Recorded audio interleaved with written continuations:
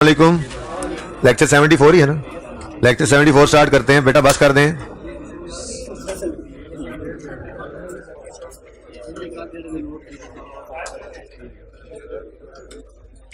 जी ये बात कल हमारी हुई थी, इसमें कोई कंफ्यूजन तो नहीं रह गई? इसकी वजह से सवालों में हेल्प मिली, इसी की वजह से तो हेल्प मिली थी। अच्छा, कितने बच्चों ने तीनों सवाल किए हुए हैं? शाबाश। असल पिछली क्लास में मैं होमवर्क चेक कराया था तो तकरीबन किया हुआ था, तो इस वजह से भी थोड़ा सा रिलैक्स कर दिया। अब इंशाल्लाह तब चेक होगा जब नहीं करेंगे। अच्छा, मंडे को चेक करेंगे। सुने, अब सुने, ये कॉन्सेप्ट इंपॉर्टेंट था, इसकी वजह से आपके पास पेपर के सवाल भी हो गए। प्रैक्टिस क्वेश्चन में भी ना वो 420 वाली एक फिगर का मसला है, वो कोई स्टेटमेंट इक्विटी का कॉन्सेप्ट नहीं था, जस्ट एक एडजस्टमेंट। बेसिकली वो सवाल FAR 2 का फाइनल अकाउंट के सवाल में से एक्सट्रैक्टेड सवाल है, स्टेटमेंट चेन इक्विटी का, ठीक है ना? तो FAR 2 जब आप पढ़ेंगे जिंदगी में अगली बार अगले सेशन में, तो आपको वो सवाल फाइनल अकाउंट के सवालों के अंदर नजर आएगा, वो वाली सेम एडजस्टमेंट, ठीक है ना? तो वो बेसिकली उस 420 रुपए वाली एडजस्टमेंट का मसला था, वरना स्टेटमेंट चेन इक्विटी का कॉन्सेप्ट वहां पे भी कोई आपको मार नहीं देगा। पर ये कल का दिन इसलिए लगाया था कि आपको यहां पर भी इस टॉपिक मसला ना आए, और इसके फौरन बाद हम मंडे को इंशाल्लाह आइए सेट स्टार्ट कर रहे हैं। उसके अंदर भी स्टेटमेंट ऑफ, तकरीबन मेरे ख्याल में कोई एक आध सवाल ऐसा होगा जिसके अंदर हम स्टेटमेंट ऑफ चेन इक्विटी नहीं बनाएंगे, वरना उसमें भी हर सवाल में स्टेटमेंट ऑफ चेन इक्विटी बना रहे होंगे। मुकम्मल ना भी बनाएं तो रिटेन्ड अर्निंग्स का कॉलम तो बन रहा होगा हर सवाल के अंदर, ठीक है ना? तो इसलिए इसके ऊपर कल का पूरा दिन मैंने लगा दिया था। एक बार का वक्त लगाया हुआ, हर रोज टेंशन से फिर बंदा बच जाता है, ठीक है? इसमें कोई मसला है तो बताएं। इतनी बात याद है आपको भी, मैंने आपको कहा था कि आपकी जो एंट्रीज हैं, ये सारी एंट्रीज जो थी, ठीक है, इन एंट्रीज में से ये जो बोर्ड की तस्वीर बच्चों ने भेजी थी मुझे, मैंने कहा था सिर्फ मैंने ये वाली एंट्रीज को आइडेंटिफाई किया हुआ था। यहां पर रीवेन सरप्लस, लॉस या सरप्लस, ये तीन, ये ग्रीन एंट्रीज कल हमने की थी, ठीक है ना? और मैंने कहा था पूरा सवाल वैसे का वैसा ही है जो आपने किया था लेक्चर 28 गालिबन बच्चों ने बताया था। उस लेक्चर को आप घर जाकर ओपन करें, वर्किंग भी वही है, जनरल एंट्रीज भी सारी की सारी वही हैं, सिर्फ इन तीन जनरल एंट्रीज में रीवैल्यूएशन सरप्लस के साथ लिखना था इन OCI, ठीक है? कल किसी ने छुट्टी तो नहीं की थी? कल बहुत अहम क्लास थी, बहुत से ज्यादा अहम क्लास थी। तो 14 में सरप्लस अरोज हुआ, 14 के साल में सरप्लस नजर आया, क्रेडिट, रियल सरप्लस क्रेडिट, और वहां से निकलकर यहां पार्क हो गया, और प्रॉफिट भी यहां पार्क हो गया। फिर 14 के साल के एंड पे जो सरप्लस की ट्रांसफर हुई रिटेन्ड अर्निंग्स में इंक्रीमेंटल डिडक्शन वाली, उसके साथ इन OCI हमने नहीं लिखा होता, क्योंकि ये 19 यहां पे नजर नहीं आता, बल्कि ये 19 ये विद इन इक्विटी की मूवमेंट होती, ठीक है? फिर 15 का साल में सिर्फ मूवमेंट विद इन इक्विटी है, transfer of incremental deduction to retained earnings, तो आप देखो 15 के साल में यहां कुछ भी नहीं आ रहा, 19 की मूवमेंट आपको यहीं पे नजर आ रही है 15 के साल में, ठीक है ना? सही है। फिर 16 के साल में पहले ही दिन रीवैल्यूएशन हो गई। अब रीवैल्यूएशन के दिन रीवैल्यूएशन सरप्लस का अकाउंट हिट हो गया, तो इन OCI। अब अगर डेबिट हो रहा है तो ये लॉस है, लॉस है तो लॉस नजर आ जाएगा, लिखा रीवैल्यूएशन लॉस नहीं है बेसिकली, ये असल में रीवैल्यूएशन सरप्लस को जो लॉस ने खाया जिस हद तक, वो सिर्फ यहां पर नजर आ रहा है। आपको आसानी के लिए मैंने यूं लिखवा दिया था, वरना तो ये 462 का लॉस आया था टोटल तो, लेकिन इसने जो सरप्लस को खाया, ये सरप्लस की मूवमेंट हमने यहां पर शो की थी, ठीक है ना? तो माइनस साइन के साथ तो लिखना ऐसा ही है, इससे आसानी होती है, सरप्लस या लॉस लिख दे बस, ठीक हो गया। तो 312 का लॉस आया, अपनी गाड़ी पे बैठा और ये पहुंच गया, ठीक हो गया। और इस साल वाला प्रॉफिट, अब 31 दिसंबर 16 पर डेप्रिसिएशन की एंट्री तो होनी थी, +9 की कोई एंट्री पास नहीं होती, तो आपको कहीं नजर भी नहीं आ रही। 17 के साल में गए, कुछ भी नहीं है, रिवैल्यूएशन नहीं ना हुई। रिवैल्यूएशन होती है तो यहां पर कोई ना कोई मूवमेंट आ रही होती है, वरना नहीं, ठीक है? रिवैल्यूएशन नहीं हुई, कुछ नहीं हुआ, और +9 की एंट्री हमने फिर कोई नहीं की। फिर 18 का साल आया, दोबारा रिवैल्यूएशन हुई, और दोबारा इस एंट्री में रीवैल्यूएशन सरप्लस का अकाउंट हिट हो गया। अब क्या हो रहा है? क्रेडिट, एसिड डेबिट दिमाग में किया, रीवैल्यूएशन सरप्लस इन OCI क्रेडिट 250 पॉजिटिव, यहां से बैठा अपनी गाड़ी में ये पहुंच गया, ठीक है? प्रॉफिट अपनी गाड़ी में बैठा, ये पहुंच गया। अब ये रेंट के ऊपर डेप्रिसिएशन भी की और इंक्रीमेंटल डिडक्शन का ट्रांसफर भी था, इसमें रीवैल्यूएशन सरप्लस के साथ इन OCI नहीं लिखा हमने। 250 के नजर आने के बाद, यहां पहुंचने के बाद ये 18 विद इन इक्विटी की मूवमेंट, ठीक है ना? तो इसमें मेरे ख्याल में कोई मसला रह नहीं गया, काफी तफसील से हमने इस बात को कर लिया था, ठीक है? अच्छा, उसके बाद पास पेपर 1 मैंने करवाया था और 2 भी मैंने करवाया है, लेकिन उसमें मुकम्मल सॉल्व नहीं किया 2 को, सारी डिस्कशन, सारी वर्किंग्स कर ली थी, बस इक्विटी के अंदर जो एंट्री करके बोलने की बजाय, वो वहां से मतलब लिखने की बजाय वहां पे मैंने टिक कर दिया था, सिर्फ इतना सा किया था, ठीक है? और 420 वाली एडजस्टमेंट को डिस्कस किया, ओके? होमवर्क में आप लिख लें, क्वेश्चन बैंक के 6 सवाल हैं, 6 के 6 करके आने आपने। एक मिनट बेटा, प्लीज बेटा वो सवाल में डिस्कस करता हूं, वो एस्ट्राजेनेका वाले सवाल में करते हैं, वो सवाल बताएगा, इनकॉर्पोरेटेड नहीं था उसमें। प्रैक्टिस क्वेश्चन को बाद में देखते हैं, अगर टाइम बच गया तो ठीक है, वरना मंडे को, ठीक है ना। तरतीब से चलते हैं। असल में आपकी क्लास के अंदर फिर मैं टारगेटेड ऑपरेशन करता हूं, पिछली क्लास के अंदर जो बच्चा कहते वो कर लेता हूं, लेकिन फिर जो हो गया आपने वही करना होता है। तो इंशाल्लाह कर सारा कुछ डिस्कस लेंगे, होपफुली बहुत सारे सवाल इस डिस्कशन में भी आ जाएंगे। जी मैं ये सवाल डिस्कस कर लूं? अच्छा चलो करो।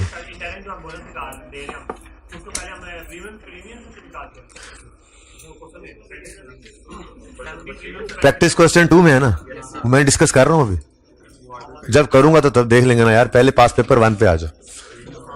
हाँ हाँ, लेकिन फिर भी 2-4 बातें उसमें बता के रीइंफोर्स करके फिर आगे चलेंगे ना, काम तो सीख लेना जो सीखने वाला है। अच्छा जी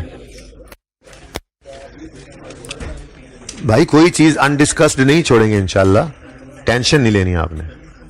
ओहो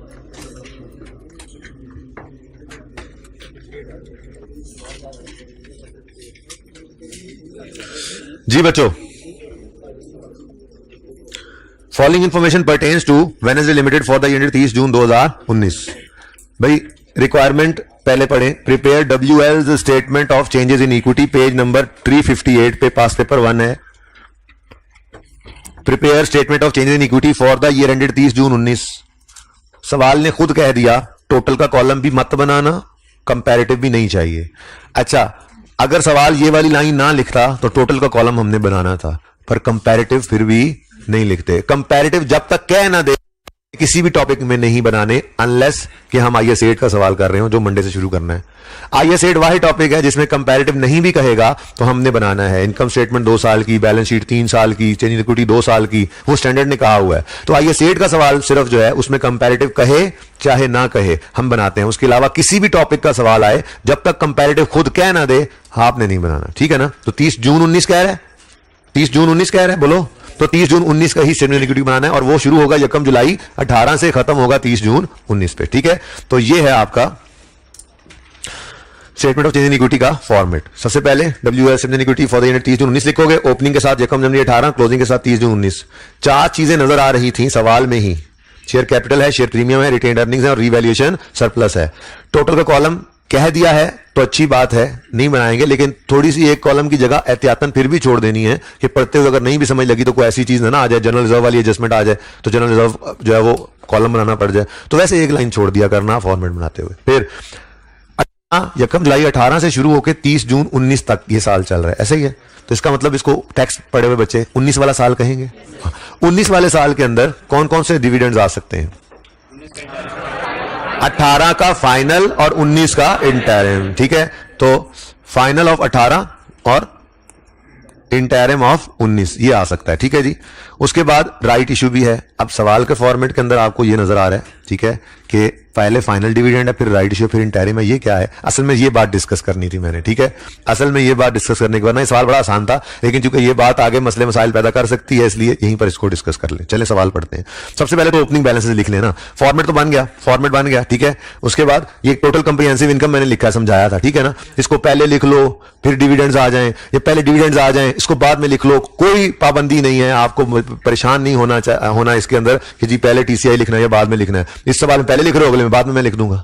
इस यानी कि प्रॉफिट ही लिखना है ना, तो तरतीब जरूरी नहीं है कि पहले प्रॉफिट लिखें फिर डिविडेंड लिखने हैं, ऐसी कोई तरतीब नहीं है भाई। कोई आपकी मर्जी है, जो चीज पहले नजर आ जाए लिख दो, ठीक है। तो ये टोटल कंप्रिहेंसिव इनकम 19 के साल में 19 के प्रॉफिट्स आते हैं, फिर 19 के साल में फाइनल ऑफ 18 आ सकता है, 19 के साल में इंटरिम ऑफ 19 आ सकता है, ठीक है। उसके बाद ट्रांसफर टू रिटेन्ड अर्निंग्स अगर एडजस्टमेंट हो तो वो भी हम लिख लेते होते हैं, ठीक है ना। अब ये बात की तरतीब कैसे हो ये सवाल में देखते हैं, लेकिन सबसे पहले मुफ्त के नंबर ना छोड़ें। जो आपको मैंने पहला सवाल करवाया था उस पहले सवाल के अंदर मैंने पिछले साल की चेंज इक्विटी बनवाई थी, वो पहला सवाल था ना, ठीक है।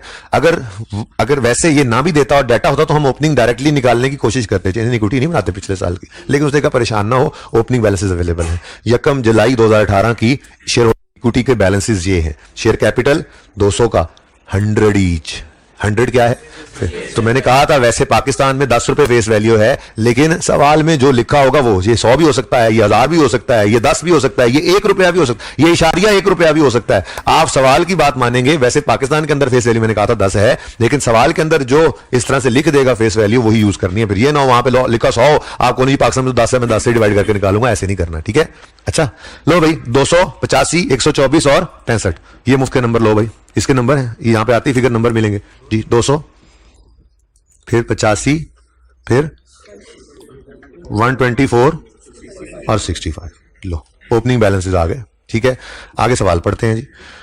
On 30 November 18 WL issued 30% right shares. 30 नवंबर 18 पर राइट इशू हुआ। ठीक है जी, ये बात समझ आती है? अच्छा, ईयर हमारा 1 जुलाई 18 से 30 जून 19 का है, ये टाइमलाइन मैंने बनाई हुई है। ठीक है, सही है ना? पिछली क्लास में बनाई थी तो फिर टाइमलाइन छोड़ दी है, बाकी डिस्कशन अब साथ साथ। अच्छा जी, मैंने आपको एक बात कही थी कि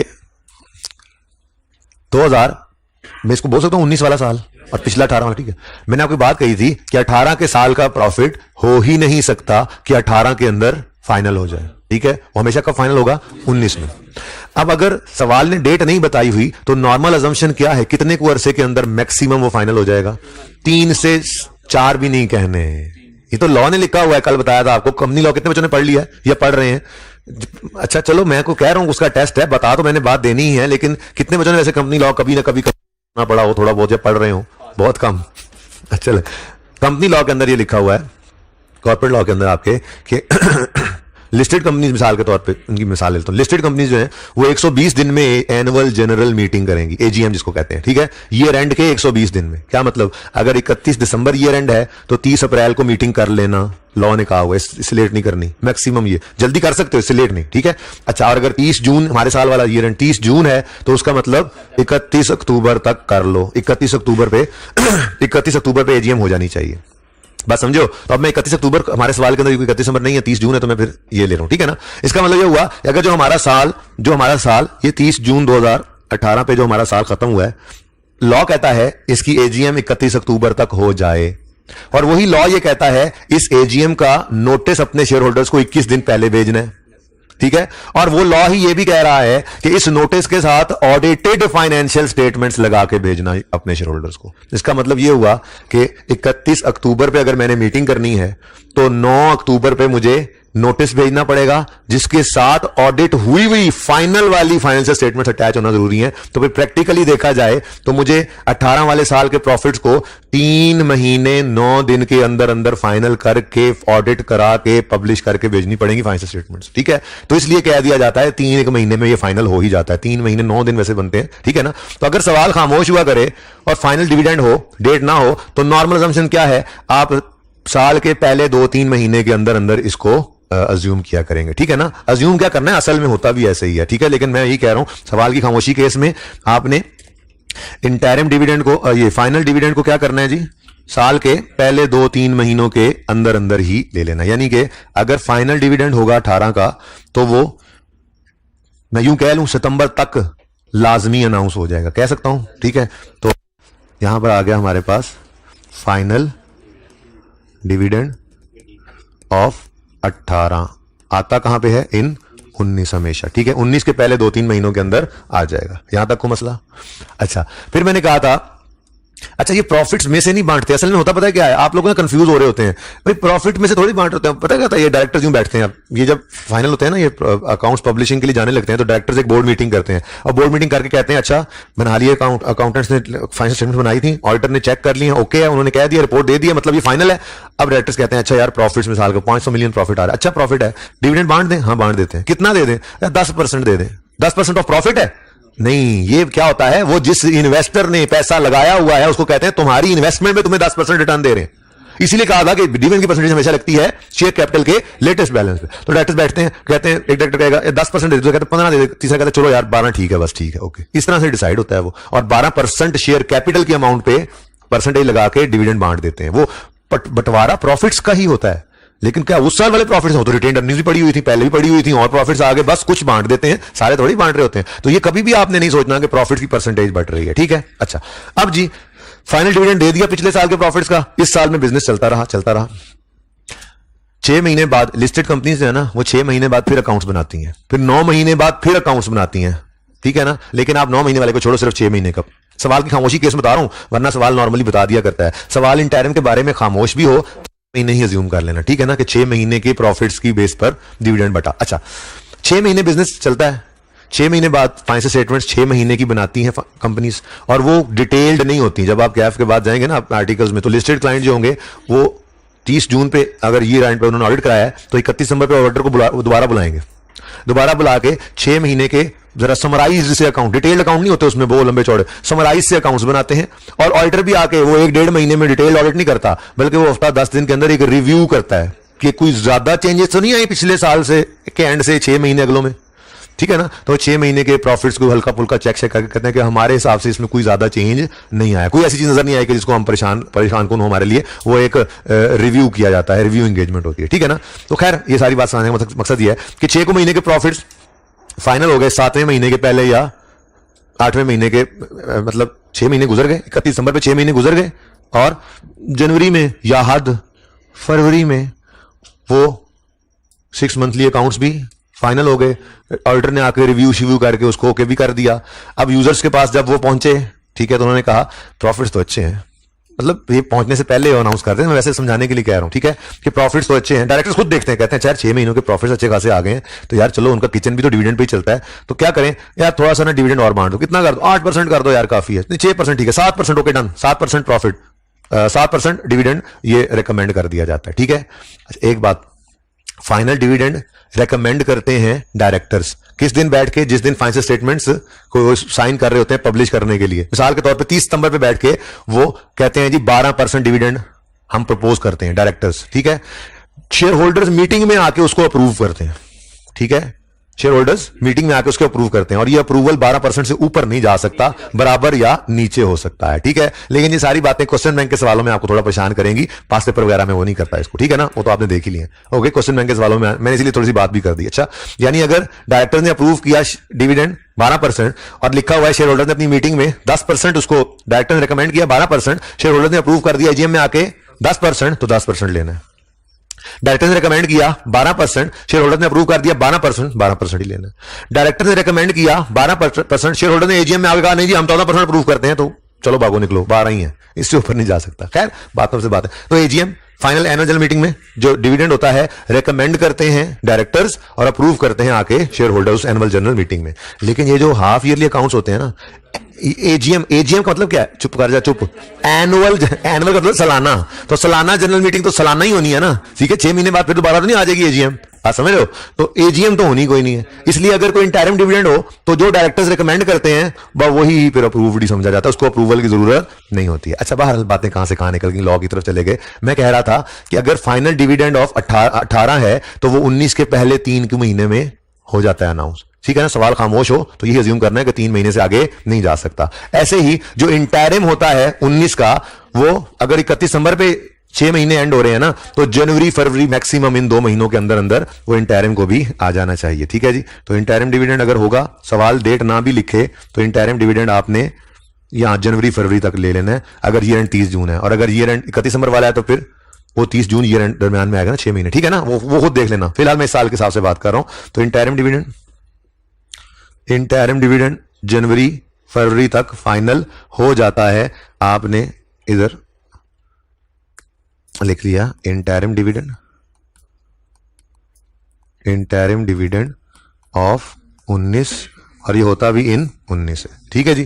तो ये बात इसलिए इतनी तफसील से की, राइट इशू के बारे में कोई असम्पशन नहीं लेनी पड़ेगी भाई, राइट इशू के बारे में नहीं कह सकता right shares were issued, date ना बताए, 12 महीने में से किसी भी दिन हो सकता है, तो फिर आप क्या खुद से असम्पशन लेते फिरोगे, मर्जियां करोगे, नहीं, राइट इशू की डेट आपको बताएगा, और बड़ी दूर रखेगा ताकि आपको शक ना रहे, बड़ी दूर रखेगा। क्या मतलब, मैक्सिमम सितंबर तक हो जाते हैं प्रॉफिट्स फाइनल और डिविडेंड अनाउंस हो जाता है, और फिर उन्होंने अक्टूबर में भी नहीं किया, नवंबर ही पूरा गुजार के 30 नवंबर में जाके राइट इशू करवा रहा है, तो आपको ज्यादा शक नहीं पड़ने देगा, दूर ही रखेगा। बहरहाल ये सारी डिस्कशन इसलिए थी बेटा कि देखो, अगर डिविडेंड अनाउंस होता है और उसमें बोनस शेयर्स भी इशू हो जाते हैं, तो इसका मतलब राइट इशू के वक्त ओपनिंग शेयर कैपिटल में वो वाले शेयर्स भी ऐड हो जाएंगे, बात समझ रहे हो? अच्छा, ये वाला डिविडेंड जब अनाउंस होना है तो जब राइट इशू हो चुका है तो नए शेयर इशू हो चुके हैं, तो इस डिविडेंड की बार शेयर कैपिटल में वो राइट इशू भी ऐड हो गया होगा। तो ये डेट्स का ख्याल रखना इसलिए जरूरी होता है। लेकिन सादा बात, राइट इशू की डेट आपको बताएगा, डिविडेंड्स की डेट आपको ना भी बताए तो आपको मैंने बता दी है। अगर फाइनल डिविडेंड है तो वो पहले 2-3 महीने के अंदर अंदर, और अगर इंटरिम डिविडेंड तो वो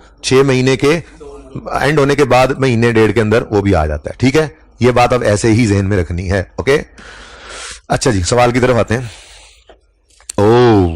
तो 30 नवंबर क्या है जी? राइट इशू और डिविडेंड्स हैं। आज देखते हैं कौन कौन से सवाल के अंदर। डिविडेंड्स की छोटी सी बारिश है, लेकिन तरीका वो सिखाऊंगा जो डिविडेंड की बड़ी बारिश के अंदर भी आपको हेल्प करेगा। आपने जिस साल की चेंजेस इन इक्विटी बनानी हो वो साल लिख लें। तो मैं 2019 लिख सकता हूं, 30 जून 19 वाला साल है ना टैक्स वालों, और टैक्स वालों जो साल 1 जुलाई 18 को शुरू हुआ और 30 जून 19 को खत्म हुआ, उसको 19 वाला साल ही कहते हो ना, 18 वाला तो नहीं ना कहते। चलो शुक्र है, टैक्स पढ़ा हुआ आपने जी। तो 2019 की चेंज इन इक्विटी बना रहे हैं, 2019 लिख लो। अब मुझे बताओ 2019 के अंदर मैक्सिमम कौन कौन सी तरह का डिविडेंड आ सकता है? दो तरह का, एक फाइनल और दूसरा इंटर। फाइनल कौन सा? फाइनल ऑफ 18 आ सकता है और दूसरा इंटरिम ऑफ 19 आ सकता है। ये लिख लेना है। आप कहोगे सर इतना आसान है, सामने नजर आ रहा है। नहीं बेटा, 2-2 साल की जितनी इक्विटी बनानी पड़ेगी। आइए सेट में जाके ये लाइनें 2 की बजाय 3, 4, 5 हो जाएंगी, ये 4 की बजाय 7, 8 डिविडेंड आ जाएंगे। तो उनमें से अपने मतलब का ढूंढना है। तो आसान से सिखाऊंगा तो मुश्किल में आएगा ना, जैसे बोरिंग कॉस्ट के अंदर नंबरिंग करते थे, याद है? तो शुरू में आसान आसान लगता था, मुश्किल सवालों में चीज हेल्प करती है। तो ये आपने करना है जनाब, इसको 1 कह देना है और इसको 2। अब जहां जहां ये नजर आए उनको नंबरिंग करते जाओ।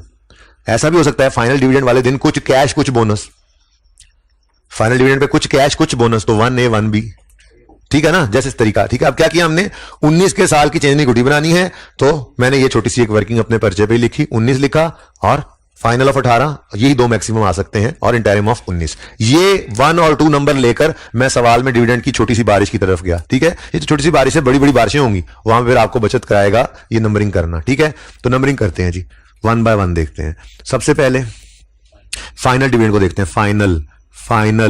फाइनल ऑफ 18 हमारे लिए रेलेवेंट है, हम इधर देखेंगे। यस, नंबर 1, इसको नंबर 1 कर दो। फिर फाइनल ऑफ 19 है, इधर नजर नहीं ना आ रहा, सुकून है, ठीक हो गया। Next interim. अच्छा, साथ ही सवाल ने क्या भी दिया, शक ना करना कि 9 महीनों के एंड पर है, ये हमने हाफ ईयरली अकाउंट्स के साथ डिक्लेयर किया है। तो वो अगली बात पहले बता दी है, हाफ ईयरली है तो मतलब फिर 31 दिसंबर पे हाफ ईयर एंड हुआ, 31 दिसंबर पे हाफ ईयर एंड हुआ तो जनवरी फरवरी में ये भी चला गया, ठीक है ना, इससे लेट नहीं होता। अच्छा, इंटरिम ऑफ 18 नहीं, इंटरिम ऑफ 19 नंबर 2। कैश है या बोनस है ये तो बाद में देखेंगे, ठीक है ना। एंट्री करते हुए कैश बोनस कब देखते हैं, एंट्री, ये पहले देखना पड़ता है कि कौन से वाले डिविडेंड को रिकॉर्ड करना है, कौन से वाले को नहीं करना। ये है इंटरिम और फाइनल की क्लासिफिकेशन जो पढ़ाई थी। ठीक है, अब एक बार डिसाइड हो गया कि फाइनल 18% और इंटरिम 10% है, तो अब एंट्री करते हुए देखेंगे फाइनल कौन सा है जी, वो कैश है, इंटरिम कौन सा है जी, वो बोनस है। ठीक है, तो एंट्री फिर थोड़ी सी डिफरेंट हो जाएगी। ठीक है ना, तो ये आसान सवाल लग रहा है आपको, लेकिन इसके अंदर ये कुछ बातें ऐसी हैं जो मुश्किल सवालों के लिए आपको तैयार कर देती हैं। ठीक है, लो जी, अब ये कहानी तो हो गई complete. Final dividend at the rate of 18% है, और ये कौन सा है, कैश। ये टाइमलाइन नहीं बनाने बैठ जाना पर्चे में, डायरेक्ट करना, ये तो आपको समझाने के लिए मैं कर रहा हूं। ठीक है, और इंटरिम डिविडेंड ऑफ 19 कितने परसेंट पे है जी, 10% पे, और कौन सा है, बोनस। सर्फ एक्सेल नहीं है बल्कि बोनस है। ठीक है जी, सर इतवार आ गई है, कल कपड़े भी धोने हैं सर, क्यों याद करा रहे हैं आप? नहीं, कल सोच रहे हैं भाई। अच्छा, आते ही नहीं है 4 बजे। अच्छा जी, ओके, सुने, एंट्री कर लें, शुरू करें, काम शुरू करें जी। मैं कहता हूं प्रॉफिट को बाद में लिख लेंगे, अब बात चुके इनकी हो गई। मैं यही कह रहा था, तरतीब की जरूरत नहीं है, जो चीज पहले लिख लो कोई मसला नहीं है। आपने प्रॉफिट की फिगर नीचे आए तो नीचे है ना, मैंने नहीं पढ़ी, बस ठीक है, मैं ये काम तो पूरा कर दूं। तो सबसे पहले क्या करें, क्योंकि मुझे प्रॉफिट के ऊपर तो परसेंटेज लगानी नहीं होती, डिविडेंड की परसेंटेज लगानी होती है शेयर कैपिटल पे, ठीक है ना। और अगली एडजस्टमेंट में सिर्फ प्रॉफिट और रिवैल्यूएशन की बात हो रही है, रिवर्स सरप्लस की बात हो रही है, इसलिए शेयर कैपिटल में और कुछ नहीं होना। तरतीब हमारी ये बन चुकी है। सबसे पहले फाइनल डिविडेंड ऑफ 18 रिकॉर्ड करेंगे, फिर राइट इशू को रिकॉर्ड करेंगे, फिर इंटरिम डिविडेंड ऑफ 19 को रिकॉर्ड करेंगे। ठीक है, करें शुरू। तो सबसे पहले आ गया जी फाइनल ऊपर टीसीए, मैंने पिछली क्लास में ना पहले वो पढ़ दिया था सारा सवाल, चलो मैंने भी नहीं पढ़ा, बाद में कर लेंगे। ठीक है, यही कह रहा हूं, कोई मसला नहीं। आपने पहले लिख लिया डिविडेंड्स को, ये नीचे लिख लेना, पहले लिख दिया इसको, डिविडेंड्स बाद में कर देना जी। प्रॉफिट बेटा एंड पे अब आना तो एंड पे चाहिए, लेकिन मैं कह रहा हूं कि शुरू में भी लिख दो तो मसला नहीं है। ये मैं यही तो कह रहा हूं कि ये भी तो, अब ये को सारा साल ऐसे बनाकर बैठ के बनाते तो नहीं रहते, साल के एंड भी बैठ के एक बार बना रहे होते हैं, ठीक है, तो सारा कुछ उसी दिन एंटर कर रहे हैं। तो मैं तो आपको रिलैक्स कर रहा हूं, असूली तौर पे तो इसको एंड में आना चाहिए, फिर इसको उसके बाद ट्रांसफर कर दें, लेकिन मैं कह रहा हूं कोई जरूरत नहीं टेंशन लेने की। अब पिछली क्लास में पहले इसको मैंने पढ़ लिया था तो लिख दिया, आपकी क्लास में नहीं पढ़ा तो जगह यही रहने देता हूं। लेकिन अगर आप कर रहे होते सवाल तो पहले डिविजन लिख जाते, एंड पे टीसीआई लिखते, कोई बात नहीं, कोई बात नहीं, ठीक है ना। तो रिलैक्स रहो, इसलिए ये बात कर रहा हूं जाम, वरना ये टेंशन लग होगी यार प्रॉफिट भी लिखना है, जब दिल करे लिख देना यार, नहीं नंबर कटते इसके ऊपर। ओके अच्छा जी, फाइनल डिविडेंड ऑफ 18। अब सवाल की तरफ नहीं जाना, जवाब के अंदर देखो, शेयर कैपिटल का लेटेस्ट बैलेंस यहां से देखना है, क्योंकि यहां पर जो चीजें और नई इश्यू होकर इस बैलेंस को छेड़ देंगी तो वो अगली दफा के अंदर तो फिर वो यूज हो रहा होता है। तो सवाल से नहीं, ओपनिंग सवाल से नहीं, ओपनिंग उठा लेना, यहां पे देखो अपनी चेंज इक्विटी में देखो कितना शेयर कैपिटल पड़ा है, 500 रुपया, 500 मिलियन रुपया, ठीक है, 200 मिलियन रुपया, ठीक है, तो इसका कितने परसेंट, तो 200 इंटू 18 जी। कौन सा डिविडेंड है ये, कैश है, कैश है ये। अब कैश की एंट्री बोलो, dividend debit, dividend payable credit, और डिविडेंड डेबिट कहां होगा, रिटेन्ड अर्निंग्स में, कितना जी 36, ये डिविडेंड डेबिट हुआ और पेबल लायबिलिटीज में चला गया, यहां नहीं नजर आएगा, ठीक है जी स्टूडेंट जी। बेटा पेबल ही होगा और फिर कैश पे होगा। मैंने ये कहा था कि पहले दिन सारे मेंबर थोड़े ही आ जाते हैं, शेयर होल्डर सारे, 500 किसी कंपनी के 500 शेयर होल्डर्स हैं, आपने डिविडेंड अनाउंस किया तो 500 के 500 आज आके ले जाएंगे, को आज आ रहे हो, कल आ रहे हो, महीने बाद, कुछ 6 महीने बाद, कुछ साल बाद, अमानतन रखना पड़ता है सब। तो आज पहले दिन एंट्री करो पेबल की, और आज ही जो आने लग जाए तो payable debit cash credit, payable debit cash, जो आता जाए पैसे देते जाओ, पेबल डेबिट कैश क्रेडिट कर दो, कैश ही क्रेडिट कर रहे हैं, ठीक है, एकदम से नहीं करते बस जी। नेक्स्ट क्या है, राइट इशू। राइट इशू के लिए हम वर्किंग कर लेते हैं, छोटी सी वर्किंग हमारी कौन सी है जी, 3 स्टेप अप्रोच। क्या करते हैं जी, सबसे पहले क्या करते हैं, नंबर ऑफ शेयर्स, जो प्रैक्टिस सेट 2 में नहीं निकल रहे थे वो number of shares immediately before right issue निकालो, शायद वो निकल आए थे। फिर नंबर ऑफ राइट शेयर्स, ये नहीं निकल रहे थे, वो निकालते हैं। और तीसरी चीज जर्नल एंट्री होती है, ठीक है ना। तो मैंने कहा प्रैक्टिस सेट 2 भी थोड़ा सा डिस्कस कर लेना, उसकी एडजस्टमेंट तो डिस्कस करनी है एंड पे। लो भाई, number of shares immediately before right issue, इसके लिए नंबर ऑफ शेयर निकालने के लिए आपने शेयर कैपिटल के बैलेंस को देखना है, कितने रुपए पड़े हैं इसमें, 200 मिलियन रुपए पड़े हैं, और हर शेयर 10 रुपए का है, 100 रुपए का है। शेयर कैपिटल के अकाउंट में तो यही 100 रुपए आया होता है ना, ठीक है। तो इसका मतलब आपने रुपीज 200 मिलियन को डिवाइड करना है, जो फेस वैल्यू गिवन हो, सवाल में 100 गिवन है, तो आंसर आ जाएगा 2 मिलियन शेयर्स। अब ये क्वांटिटी आ गई, ठीक है, 2 मिलियन शेयर्स। ओके जी, नेक्स्ट। अब जब शेयर्स निकल आए टोटल बिफोर राइट इशू, तो सवाल ने कहा इनका 30% हमने राइट इशू किया, यानी new shares, number of right यानी न्यू शेयर्स। ये कैसे निकलेंगे जी, अब इस 2 मिलियन शेयर्स को आपने मल्टीप्लाई किया 30% से, 6 लाख शेयर्स कह रहे हैं जी, 0.6 मिलियन शेयर्स आ गए, 6 लाख नए शेयर्स इशू किए आपने, ठीक है जी। स्टेप 3 मैंने कहा था कि पहले आपने क्वांटिटी लिख लेनी है, 0.6। अब यहां पे गड़बड़ हुई, किस से हुई, right shares at a premium of 120, कितने बच्चों ने यहां पे ₹120 लिखा, और फिर सोल्यूशन देख के याद आया, हाथ खड़ा करें ईमानदारी से, यहां पे 120 नहीं था। अब जरा ध्यान से सवाल को जरा पढ़ो, तो कहता है 30% right shares, 30% WL issued 30% right shares at a price of, at a premium of 120, मतलब 100 के ऊपर 120 लिए, यानी 220 रुपए का एक शेयर दिया, तभी तो प्रीमियम 120 निकला। अल्लाह के बंदो, अभी तक किसी को पता नहीं था, खड़ा करें, अभी तक नहीं पता, हाँ पता लगा, अरे वाह, ठीक है जी। तो नहीं जी, at a premium of 120, at a premium of, ये तो 120 शेयर प्रीमियम में जाना है, ठीक है। शेयर कैपिटल में 100, शेयर प्रीमियम में 120, शेयर इशू किया है 220 रुपए का। तो थोड़ी सी फनकारी आई कि अपने आसान सवाल में भी लगाई दी थी, लेकिन क्या होगा, ये एक फिगर गलत होने से क्या सारा 8-7 नंबर का सवाल है, 6 फिर भी आ जाने, ठीक है जी।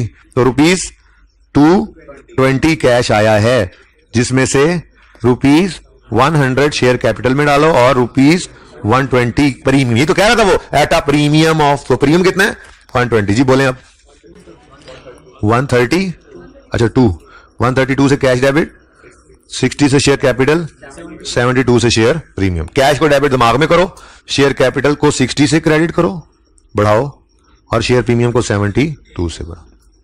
ठीक है, डन। अब क्या रह गया जी आखिर में? इंटरिम डिविडेंड है और वो 10% है और वो बोनस है। ठीक है, तो अब शेयर कैपिटल का बैलेंस देखो तो 200 नहीं रहा, 200 जमा 60 बराबर होता है 260 के।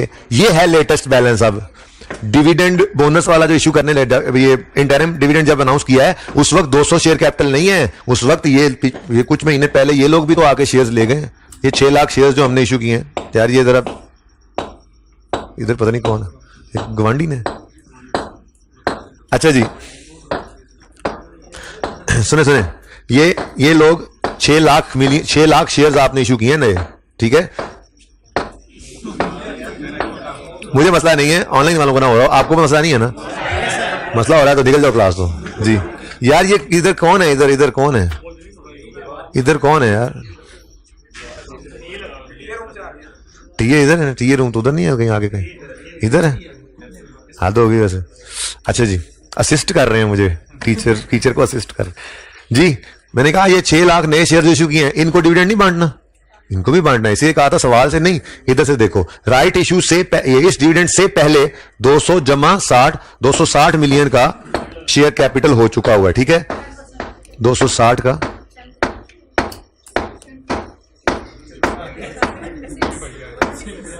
6 रुपए, 26 रुपीज। इसकी एंट्री क्या होती है?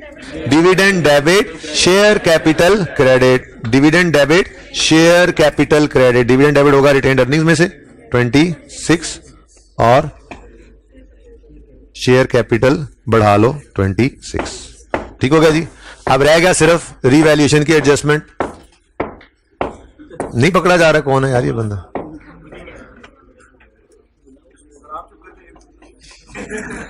नईम साहब को बुला दें यार, नईम साहब को बुलाएं जरा जल्दी से। अच्छा जी, अब जी रह गई सिर्फ ये adjustment.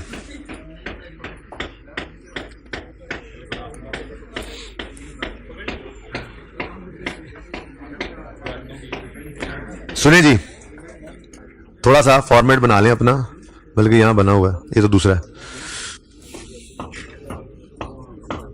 Statement of comprehensive income, ये मैंने आपको बनानी सिखाई है, जिसमें 2 चीजें होती हैं, प्रॉफिट एंड लॉस अकाउंट भी होता है और अदर कंप्रीहेंसिव इनकम भी होती है। ठीक है जी। अब सवाल कहता है profit for the year amounted to 95 million 95। कौन सा साल है हमारा? 30 जून 19। 30 जून 19 का प्रॉफिट कितना है जी? 95। आगे कहता है revaluation surplus arising during the year amounted to, इस साल में अरोज हुआ तो ये रीवैल्यूएशन सरप्लस भी नजर आएगा 35। आएगा नहीं आएगा? आएगा। टोटल के साथ तो मैं इंटरेस्टेड नहीं होता था, पता है आपको, टोटल को हम कहीं लेकर ही नहीं जाते, और वैसे भी टोटल का कॉलम उसने मांगा हमसे हुआ ही नहीं है। ठीक है जी, मिलेगा बंदा। नईम साहब को बुलाएं जरा। अच्छा ठीक है जी। अच्छा जी सुने, अब ये 95 है,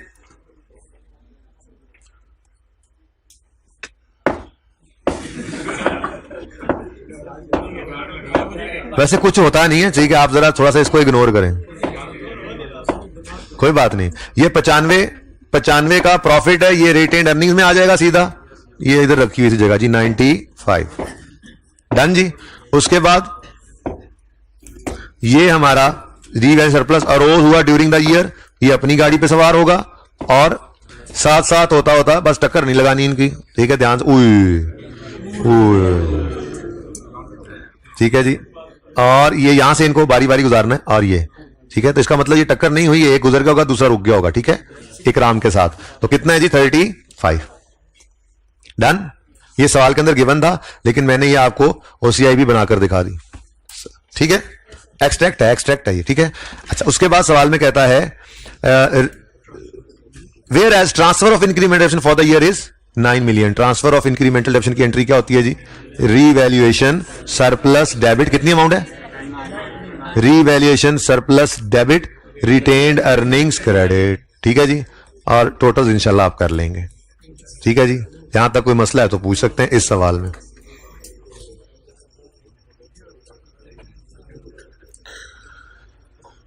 ओके जी, ये नेक्स्ट क्वेश्चन है हमारा एस्ट्राजेनेका वाला।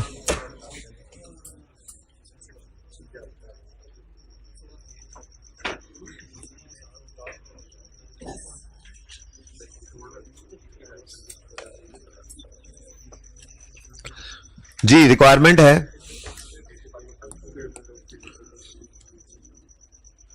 रिक्वायरमेंट है जी statement of changes in equity बना दो 31 दिसंबर 2020 के लिए। ठीक है जी,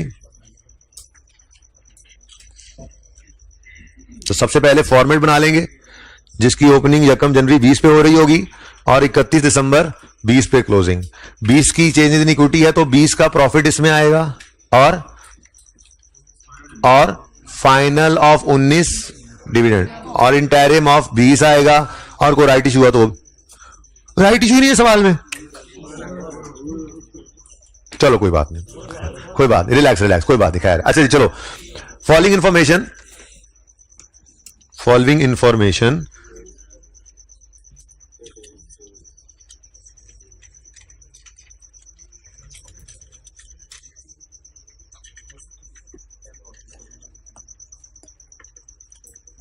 अच्छा जी, अब ये जरा जो चीजें इजी हैं वो यहीं से। ठीक है जी, following information pertains to AstraZeneca limited. 1 जनवरी 20 पर ओपनिंग बैलेंसेस गिवन है, फटाफट लिख लें। 250 जमा 138 शेयर प्रीमियम, फिर 142 और रीवैल्यूएशन सरप्लस जो है इन दोनों को इकट्ठा कर दो। रीवैल्यूएशन सरप्लस जितने भी एसेट्स पे होंगे स्टेटमेंट ऑफ इक्विटी के अंदर हर एक का अलग अलग कॉलम नहीं बनाने लग जाना, फिर तो कर ली कमाई 15 एसेट रीवैल्यू तो 15 तुम लोगों ने जो री सरप्लस से कॉलम बना लेने, ऐसा नहीं करना। ठीक है, रीवैल्यू सरप्लस एक कॉलम बनाओ, अपनी वर्किंग्स में अलग अलग रखो, लेकिन स्टेटमेंट ऑफ इक्विटी बनाते हो फाइनेंशियल स्टेटमेंट्स के अंदर एक ही कॉलम बनाओ इसका रीवैल्यूएशन सरप्लस का। ठीक हो गया जी, तो ये मुफ्त के नंबर आपको ओपनिंग बैलेंस यहां पे आपने सारे के सारे लिख लिए। ठीक है, ये 45 कैसे बनाए जी, बोलो। 20 जमा 25, ठीक हो गया जी। Okay, next profit and transfer of incremental डेप्ट as per draft financial statement for the year ended 31 December 20 amounted to 45 million. ठीक है जी, amounted to 45 million.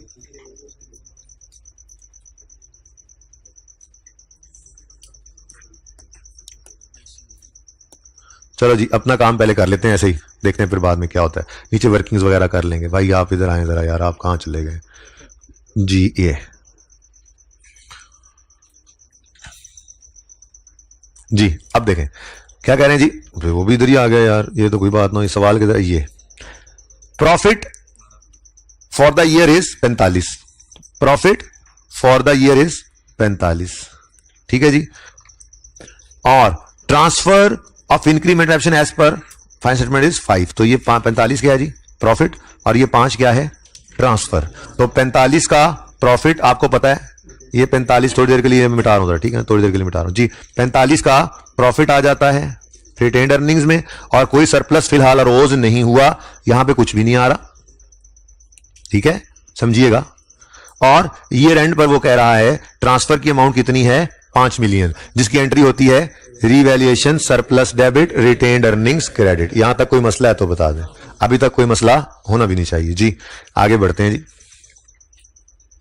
Dividends for the year ended 31 December 20 for the last 2 years वर, फिर बारिश, छोटी मोटी बारिश है। ठीक है, तो साल है 20, लिखो फॉरन 2020 और उसमें लिखो, इसमें आएगा फाइनल ऑफ 19 और इंटरिम ऑफ 20। ठीक है, अब इंटरिम बाद में देखेंगे कैश है या बोनस है। इंटरिम ऑफ 19 नहीं, नजर नहीं आया जी। इंटरिम ऑफ 20 बिल्कुल है, लेकिन नंबर 2 बाद में आएगा, पहले नहीं आ जाना। ठीक है ना, नंबरिंग का ये फायदा भी हो गया। नेक्स्ट, उसने हालांकि इंटरिम पहले लिख दिया था। ओके, नेक्स्ट फाइनल बाद में देखेंगे बोनस है कि कैश है। फिलहाल फाइनल ऑफ 19 है नंबर 1 और फाइनल ऑफ 20 कोई राइट इशू है नहीं है, सुकून नाले काम करो, 2 डिविडेंड दिए, नंबर लो। ठीक है, तो डिविडेंड की परसेंटेज लगती है शेयर कैपिटल के लेटेस्ट बैलेंस पे, तो बैलेंस है 250 का और फाइनल डिविडेंड 20% है और है कौन सा बोनस।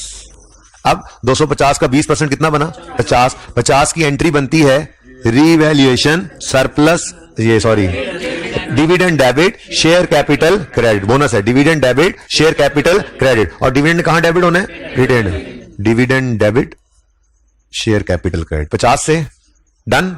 नेक्स्ट दूसरा डिविडेंड है 12% और ये कैश है। लेकिन अब एक मसला हो गया, मसला ये हो गया कि 250 से कैपिटल चेंज होकर 300 हो गया, ठीक है। तो अब 250 जमा 50 यानी 300 का 12% कितना बनता है? 300 का 12% निकालो। 36 की एंट्री कैश डिविडेंड की है, और कैश डिविडेंड होता है जी, यहां लिखा क्यों नहीं हुआ? मैंने मिटा, मैंने कॉल है। अच्छा वो ऊपर वो छुपा रहा था, वो तो छुपा ही नहीं। चुप जा, चुप जा जी। यहां पे लिखना था ना 45, उस टाइम नहीं दसिया तुसी। कब देखोगे? आई कैप पे बच्चे में जाके उसके बाद। अच्छा जी कहां थे हम? हाँ 36 बोलो बोलो। कैश डिविडेंड है, cash dividend, dividend debit retained earnings में, और डिविडेंड पेएबल या कैश कह लो आप, क्रेडिट, ठीक है ना। इधर कुछ नहीं आएगा दूसरा इंपैक्ट, ओके। अच्छा जी उसके बाद जनाबे वाला सवाल तो तकरीबन हो गया खत्म। वो क्या जी? हाँ यार बेटा जिस दिन कैश डिविडेंड आपने अनाउंस किया है तो आपने एंट्री क्या करनी है? डिविडेंड डेबिट कैश क्रेडिट ना। लेकिन मैंने ये कहा था कि कैश आज ना करो, क्रेडिट सारे इकट्ठे आते नहीं है, तो आज एकदम पेएबल क्रेडिट करो और फिर आज ही जितने आए खड़े हैं उनको दे दो। तो उनको देते हुए पेएबल डेबिट कैश सारे आ जाए तो सारों को यार यही कर देना, dividend payable debit cash credit कर देना, ठीक है। Number 4 point, AL uses revolutionary method and land and building only, ठीक है। The revalue amount land building have been assessed at 31 December 20 but not incorporated in draft financial statements। ओहो, यानी कि ये इन्होंने नहीं किया होगा, ठीक है। ये रीवैल्यूड अमाउंट, इसको बुक वैल्यू कह देता हूं मैं। चलो ये कैसे हुई वर्किंग? ऐसे नहीं करनी, ऐसे करेंगे, ये ऐसे करेंगे जी। लैंड, अच्छा जी 1 जनवरी 20 पर बुक वैल्यू लैंड की कितनी है? 75, ठीक है। और इस दिन 1 जनवरी 20 पर रीवैल्यूएशन सरप्लस कितना है लैंड का? 25। तो ये मैंने ऐसे करके लिख दिया जी, ठीक है जी। 75 और 25, ठीक है, इजाजत है। उसके बाद डेप्रिसिएशन तो होनी कोई नहीं है, तो 31 दिसंबर 20 तक भी ये 75 और 25 पे ही होंगे, ठीक है, सही है। अब इस दिन वो कह रहा है, क्या कह रहा है? वो कह रहा है कि revalued amount on 31 December 20 is land की 65, ठीक है। तो 75 के बाद एक लाइन छोड़ी, 65 लिखा और रीवैल्यूएशन पर लॉस। लॉस ही है, लॉस तो है ही नहीं, सरप्लस को खा ही नहीं सका लॉस, ठीक है। और आगे कुछ भी नहीं गया। ये एंट्री सिखाई थी आपको, ये एंट्री क्या है? बोलो बोलो बोलो। रीवैल्यूएशन सरप्लस डेबिट, डेबिट जग दे मुझे। रीवैल्यू किसने बोला? डेबिट किसने बोला? Revalue surplus in OCI debit. कल का दिन सारा लाया मैं, की कर दो या तो सी revaluation plus in OCI debit, please ऐसे ना करो। Revalue surplus in OCI debit और एसेट क्रेडिट, ठीक है, ये ठीक है। अच्छा उसके बाद बिल्डिंग पे आते हैं। बिल्डिंग आ गई जी। बुक वैल्यू पता नहीं कितनी है, पता नहीं, सवाल ने तो कॉस्ट दी हुई है, कॉस्ट दी हुई 240, एक्यूमुलेशन की वजह तो बुक वैल्यू निकल सकती है, लेकिन ये बुक वैल्यू निकलेगी किस दिन? 31 दिसंबर 20 पर। क्यों? The revalued amount of land building have been assessed but not the relevant details are all use. अच्छा land building cost bill balance, balances ये लिखा हुआ था, मैं ये ढूंढ रहा था, balances as on 31 December 20 before revaluation. 240 की बिल्डिंग है और balance of accumulated as on 31 December 20, accumulation कितनी है? 60। तो इसका मतलब ये हुआ कि 240 माइनस 60 180 जो है ये 31 दिसंबर 20 पे है। लेकिन ये भाई साहब किस दिन पे पड़े हैं? बिल्डिंग का सरप्लस किस दिन पे पड़ा है? 1 जनवरी 20 पे। पर साथ ही उसने बता भी दिया था ना 5 का ये ट्रांसफर भी किया, जो मैंने कर भी दिया हुआ है ऑलरेडी, ठीक है। तो ये 5 की फिगर भी गिवन थी सवाल के अंदर। यहां कहानी थोड़ी सी इस तरह से थी, 1 जनवरी 20 पर, ठीक है। उसके बाद वो जो डेप्रिसिएशन करते हैं आप 31 दिसंबर 20 पर, वो मुझे नहीं पता था बिल्डिंग की इस साल की डेप्रिसिएशन कितनी है। टोटल उसने एज ऑन 60 दी हुई है ना, इस साल के अलग से नहीं पता थी, लेकिन ये उन्हें फॉर द ईयर फिगर दी थी हमें, ठीक है। तो 31 दिसंबर 20 बिफोर रीवैल्यूएशन बिल्डिंग 180 पे है और बिल्डिंग वाला सरप्लस जो है वो 15 पे है। ये बात समझ आई?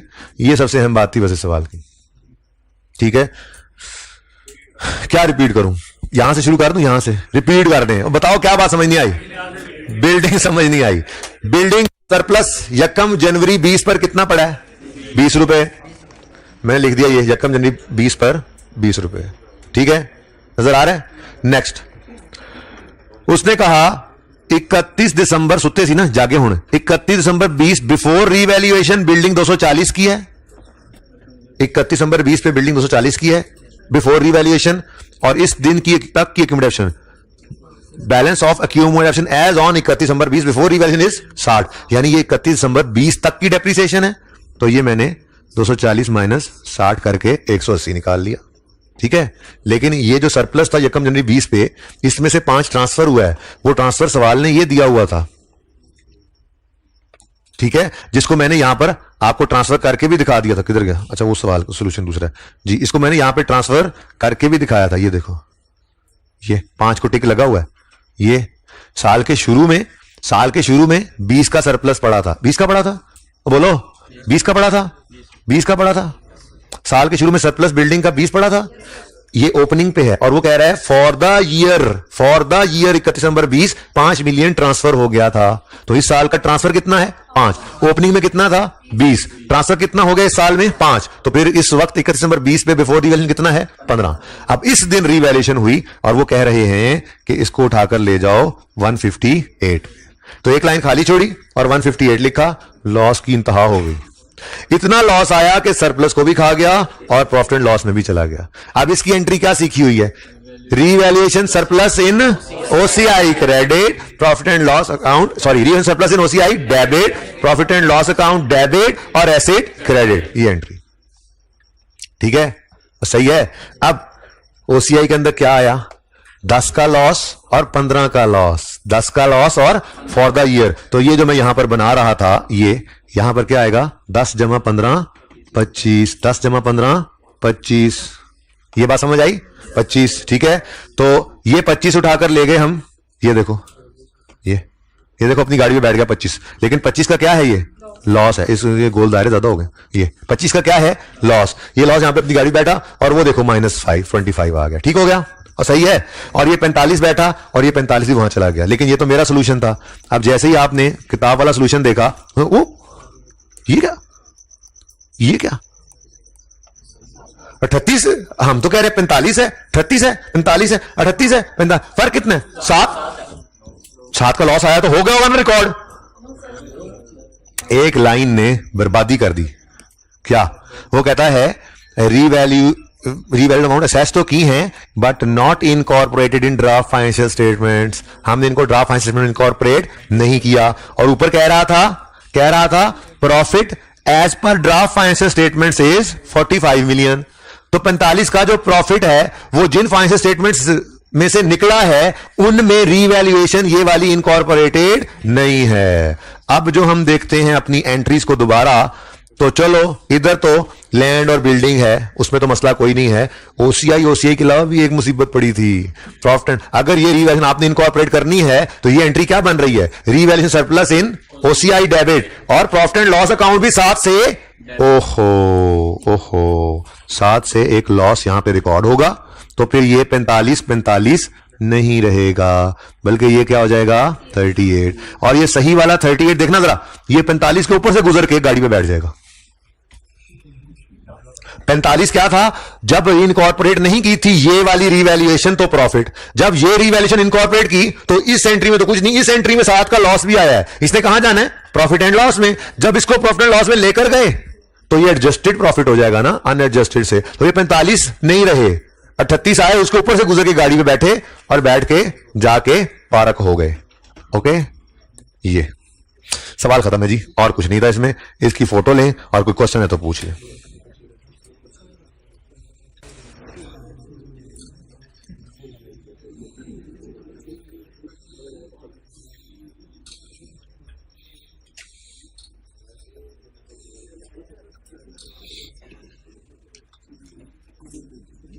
भाई हम टीसीआई लिख देते हैं एक ही लाइन के अंदर। ये दोनों सॉल्यूशन में मैंने अलग अलग लिखा हुआ है इनको, सिर्फ इसकी तस्वीर ही बनाओ। मैं तो कहता हूं ये लो,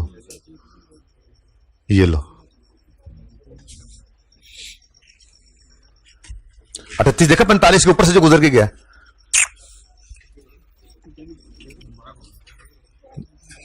क्या शरारतें करते हो? दोबारा समझाऊं या दोबारा गुजारूं इसको? शुगल लंदे उस्ताद नाल। अच्छा जी, क्वेश्चन बैंक के सवालों में दो बातों का ख्याल रखना है, फिर मैं जरा प्रैक्टिस सेट 1 पे जाता हूं, 420 वाली एडजस्टमेंट भी समझाता हूं। पहली बात तो मैंने आपको कही कि शेयर होल्डर्स, डायरेक्टर्स जो डिविडेंड रेकमेंड करते हैं, शेयर होल्डर्स उस तक मैक्सिमम अप्रूवल दे सकते हैं, उससे ज्यादा नहीं। तो अगर कम अप्रूव करें तो कम वाला ले लेना, बराबर करें तो बराबर, ज्यादा करें तो भी डायरेक्टर्स के रिकमेंडेड आपने नहीं जाना। डन। वो फिर डायरेक्टर्स वाला ही अप्रूव समझा जाता है जो उन्होंने रिकमेंड किया होता है। ठीक है, एक बात। दूसरी बात, क्वेश्चन बैंक के सवालों में आपको डिविडेंड यूं दिया होगा, फाइनल डिविडेंड ऑफ रुपीज 12 पर share is announced. Dividend per share rupees में दे देगा। हमें तो बिल्कुल रुपीज या वो 145 या 147 पसंद ही नहीं है, हमने तो परसेंटेज निकालनी होती है। अब पर रुपीज में अगर डिविडेंड दिया हो तो उसे परसेंटेज में कैसे कन्वर्ट करना है? सवाल के अंदर सबसे पहले ढूंढोगे फेस वैल्यू, कहीं लिखी हुई है सवाल में फेस वैल्यू? मिसाल के तौर पे ₹10 लिखी हुई है सवाल में, जहां कहीं भी लिखी हुई है तो फौरी तौर पे आओगे और इस 12 को पकड़ के कहोगे चल भाई तू 12/10 इंटू 100 कितना? ये ज्यादा हो गया। ये मैं अपने सवाल वाला अज्यूम कर रहा था ना। फेस वैल्यू कितनी है इसमें? 100 थी ना पिछले में जो किया अभी। तो वैसे 120% भी हो सकता है, कोई ऐसी बात नहीं है, दे दिया बस। लेकिन वैसे कह रहा हूं, मैंने ज़हन के अंदर ना फेस वैल्यू 100 चल रही थी, अभी सवाल में शायद 100 ही आई थी ना। तो 100 रुपया फेस वैल्यू सवाल में गिवन है, तो आपने क्या करना है? 100 रुपए की फेस वैल्यू को पकड़ना है, डिविडेंड रुपीज वाले को डिवाइड करना है 100 से, और 100 से कितना आ गया? 10 वाली को एग्जाम्पल ले लो। मिसाल के तौर पर इंटरिम लिखा हुआ जी, इंटरिम डिविडेंड ऑफ रुपीज 4 पर शेयर इज अनाउंस्ड। अब ₹4 है और सवाल के अंदर फेस वैल्यू दी हुई है 10, तो आप क्या करोगे? 4 divided by ₹10 face value into 100, 40% निकाल लोगे और परसेंटेज के साथ ही खेलोगे। ठीक है, ये दो बातों का ख्याल रखना था आपने। ओके, अब आ जाओ जरा प्रैक्टिस सेट 1 पे। उसकी एडजस्टमेंट में सिर्फ एक में ही मसला है, वो है ये। नोट नहीं किया? फोटो लेनी है, मैंने इतनी देर इधर रखा था। ये वाला उसको क्या नोट करना है? पता नहीं कहां गया आप वो। ये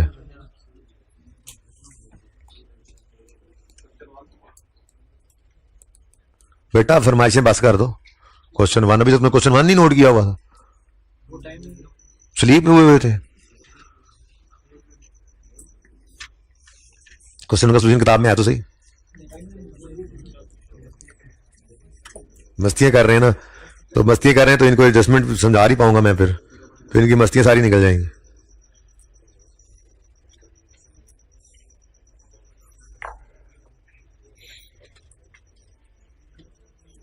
जी भाई, इजाजत है आप आगे जाने की। मेरे दोस्त फ्रेंड, माय फ्रेंड, मे आई गो अगा?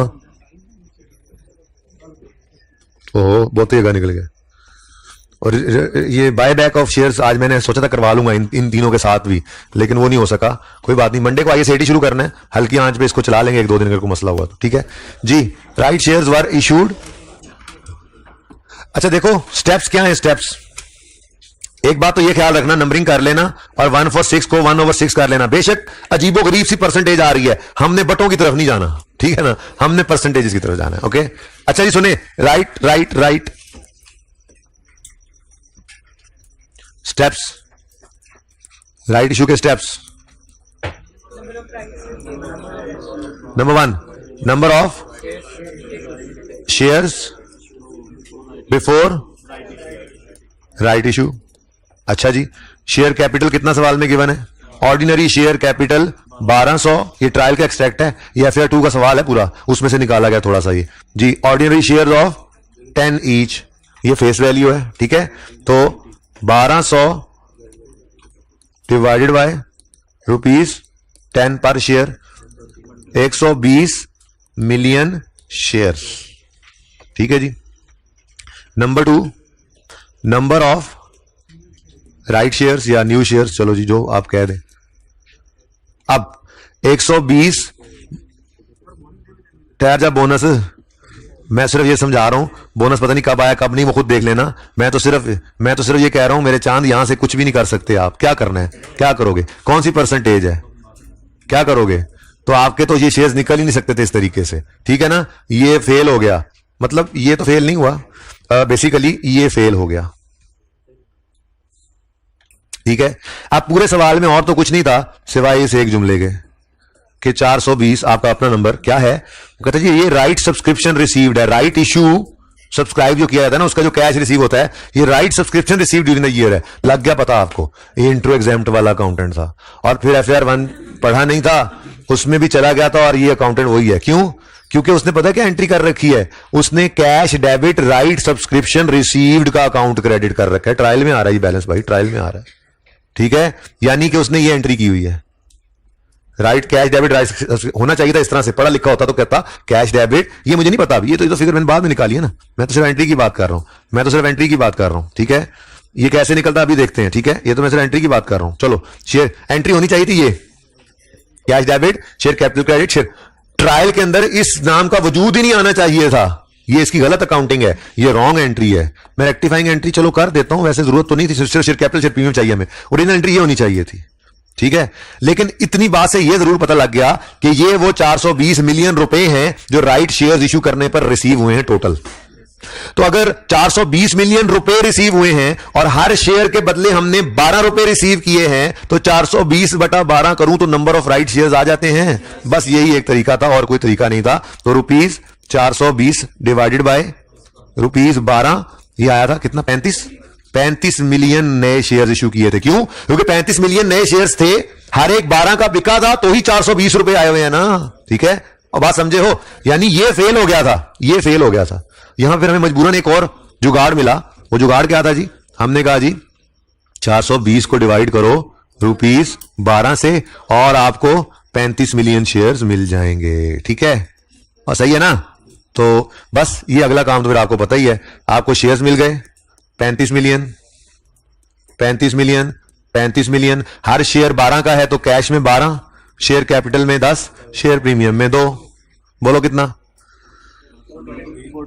420, 350, ये 350 और 70 आपको चाहिए थे असल में, बस, ठीक है ना। क्रेडिट बाकी इसको आप सही करो या ना करो, आपको जी कैश डेबिट होना था और ये क्रेडिट होने थे, गलती से उसने कैश डेबिट ये क्रेडिट कर दिया, तो करेक्शन क्या करनी? फाइनेंशियल स्टेटमेंट बना रहे हो, वो तो बना नहीं रहे हैं। वो जब FAR 2 में यही वाला सवाल करेंगे तो करेक्शन भी कर लेना। फिलहाल तो स्टेटमेंट इक्विटी बनानी है ना, तो स्टेटमेंट इक्विटी के अंदर कैपिटल शेयर प्रीमियम आना चाहिए, ठीक है ना। लेकिन वो करेक्शन करना चाहे बेशक करे, उसका असर हमारे सवाल पे नहीं पड़ना, ठीक है ना। हमने क्या कहना है? हमने कुछ नहीं कहना, ठीक है। नहीं कहना है कि क्या शेयर सब्सक्रिप्शन रिसीव्ड, ये कोई अकाउंट नहीं है जी, इसको डेबिट करो 420 से और क्रेडिट कर लो इन दोनों को, आपने ये दोनों क्रेडिट करना बेटा, वो तुम देख लेना। अच्छा हाँ, एक छोटी सी बात भाई पूछ रहे हैं, सुने क्वेश्चन बैंक के सोल्यूशन में शायद ये मसला आपको आए। शेयर प्रीमियम यूज हो जाता है कभी बोनस शेयर्स इशू करने के लिए, या इक्विटी की कॉस्ट जो पे करते हैं उसके लिए, या एक दो और मकासद भी हैं। आईकैप से हमने पूछा था कि जी डिविडेंड, ये मुफ्त में शेयर बांटने बोनस की एंट्री होती है, retained earnings debit share capital credit, इसकी एंट्री ही ये भी अलाउड है, share premium debit share capital credit. तो कौन सी वाली बच्चा करे? उन्होंने कहा दोनों ठीक है, जो मर्जी कर ले। इसलिए मैं बात कर लूंगा आपके साथ, लेकिन परेशान नहीं होना, जो एंट्री आप कर रहे हैं वो भी बिल्कुल ठीक है, पूरे नंबर मिलेंगे। अल्लाह हाफिज।